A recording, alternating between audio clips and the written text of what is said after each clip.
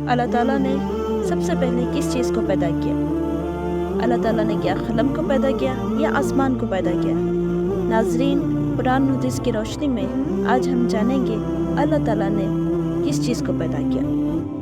اللہ تعالیٰ نے قلم کو پیدا کیا۔ اللہ تعالیٰ ہمیشہ سے ہے اور ہمیشہ رہے گا۔ ہر چیز کو اللہ تعالیٰ ہی نے پیدا کیا اور ایک دن اسی کے حکم سے ساری کائنات ختم ہو جائے گی۔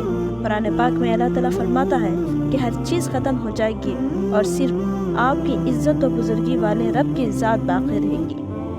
حضرت عبداللہ بن سامت رضی اللہ عنہ بیان کرتے ہیں کہ رسول اللہ صلی اللہ علیہ وسلم نے فرمایا، اس دنیا کی تمام چیزوں میں سب سے پہلے اللہ تعالیٰ نے قلم کو پیدا فرمایا اور اسے لکھنے کا حکم دیا۔ تو اس نے عرض کیا، اے میرے رب، میں کیا لکھوں؟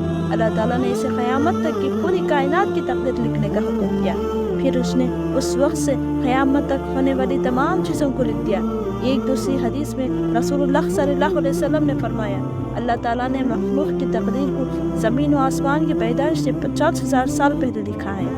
اس وقت سے قیامت تک دنیا میں جو کچھ ہوتا ہے یا ہوگا، قلم ان چیزوں کو بہت خداوندی پہلے ہی لکھ چکا ہے۔ آپ کو ویڈیو اچھی لگی تو لائک اور سبسکرائب ضرور کریں۔